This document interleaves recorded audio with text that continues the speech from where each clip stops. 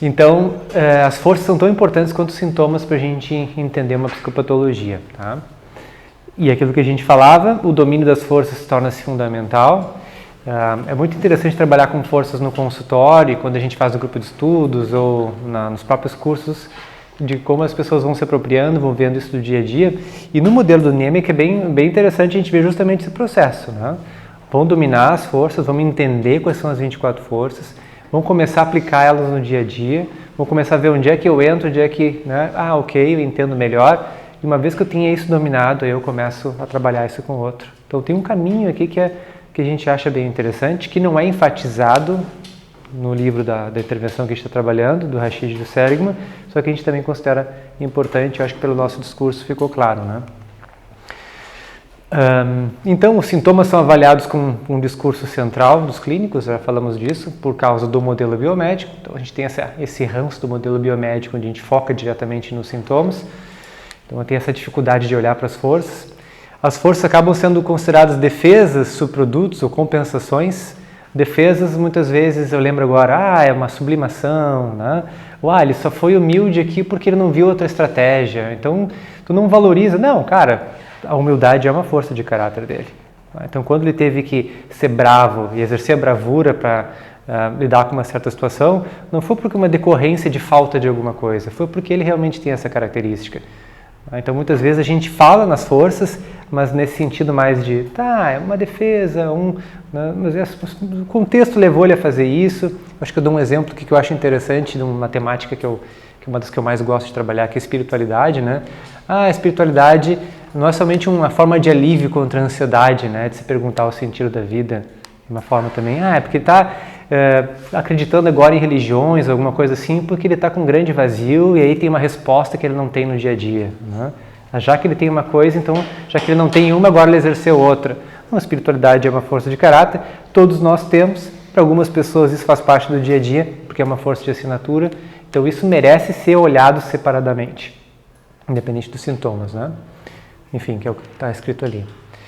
Então a ideia é a gente dar uma olhada de novo nas 24 forças, lembrando que agora a gente precisa trabalhar isso na clínica. Então, dentro do modelo, o Rafa vai seguir a aula falando sobre isso, mas a gente também tem outras formas de adaptar uma intervenção ou outra que não deu certo, por isso o Niemiec, o outro livro aquele, e as estratégias que vocês já utilizam, caso isso seja positivo, não precisam ficar de fora. Então, eu trabalho bem com esse modelo mais do Niemiec, tradicional, então isso me serve, confio nessa abordagem e eu vou seguir trabalhando, né? Então, sabe-se lá se eu não vou adaptar também algumas coisas disso que o nosso protocolo for comentar. Então, para vocês que não têm essa caminhada ainda, talvez uma coisa assim vai passar meio rapidinho, tipo, não peguei bem isso aí, porque eu não vou explicar com tanta calminha como a gente faz nos cursos mais básicos, mais introdutórios, tá? Então, forças de assinatura, isso aqui é uma revisão, né? Isso aqui seriam 2, 3 slides em cada aula. A gente tem um curso só de forças de caráter, né? Que é um sábado o dia inteiro. Tá? Então, só para vocês terem uma ideia. Então, forças de assinatura. Se a gente pegar as combinações das 24 forças, originalmente se fala entre 5 e 7 forças de caráter, depende, se a gente pegar a métrica do teste, vai aparecer ali 5 ou 6, enfim, como as forças de assinatura, que são as primeiras. As mais importantes. Por que mais importantes? Porque elas falam muito de quem tu é. Isso é força de assinatura. Isso. Valência. Exatamente. Tu faz mais espontaneamente, te sente mais energizado, tem muito mais a ver contigo, as pessoas geralmente reconhecem isso em ti. Por várias dessas forças a gente já reconhece de muito tempo. Né? Quem tem integridade e autenticidade como eu tenho, que é a minha primeira força, eu tenho relatos de que eu era criança, 5, 6 anos, já tinha, tu sempre foi tão direto, falava as coisas que pensava, eu lembro uma vez quando tu tinha tal idade, então era um traço de caráter que eu já estava apresentando desde cedo. Então algumas das forças a gente ainda é capaz de identificar ainda lá, às vezes 5 anos de idade. Tá?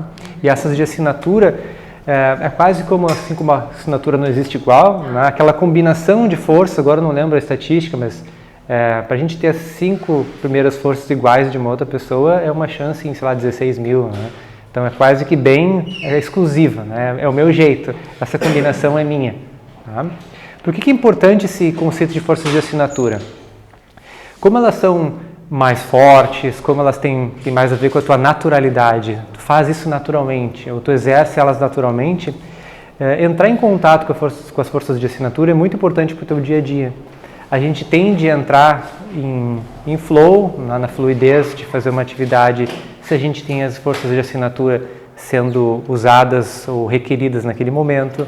A gente tem uma ligação com o bem-estar subjetivo em atividades que a gente está utilizando nossas forças, justamente para serem mais naturais, né? Tem a ver com a gente, naturalmente aquilo vai te trazer aquela sensação de felicidade, de bem-estar, por eu estar fazendo coisas que têm a ver comigo, né?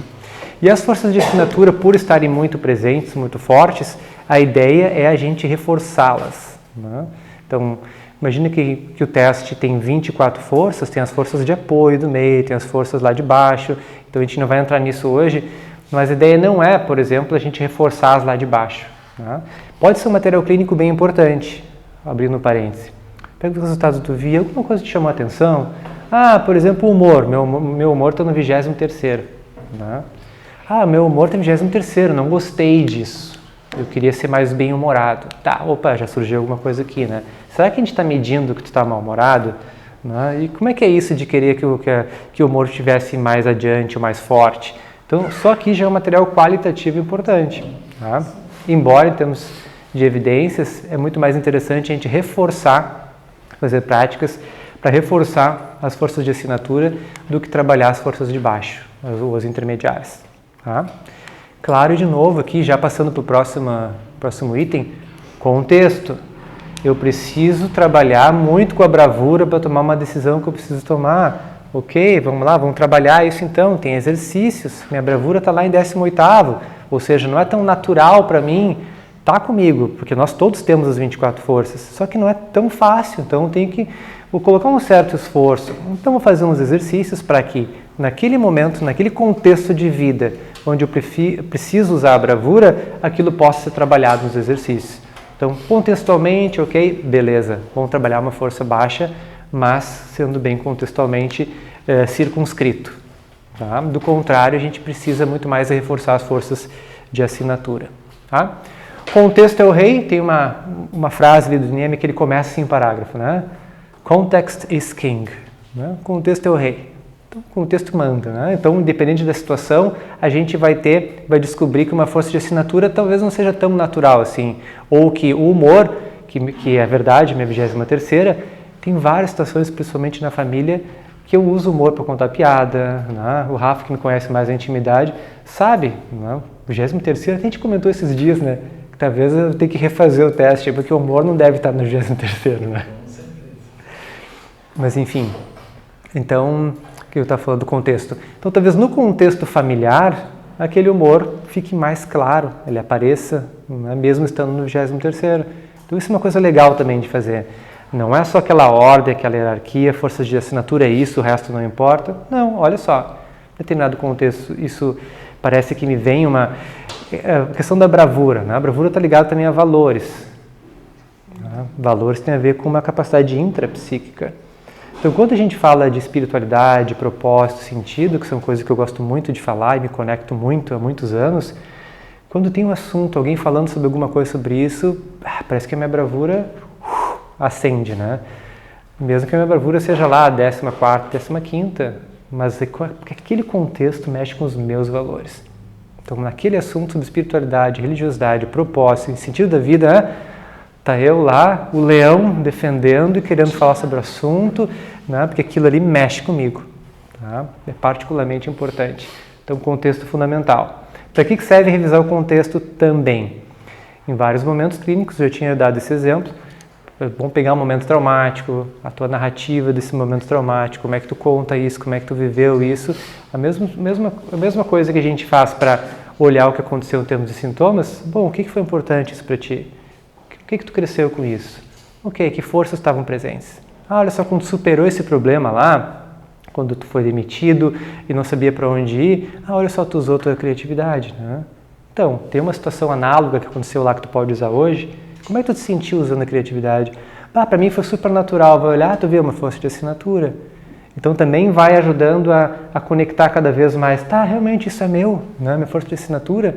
Então, por isso que eu naturalmente comecei a fazer coisas diferentes, né? Porque está na minha constituição, é natural. Tá?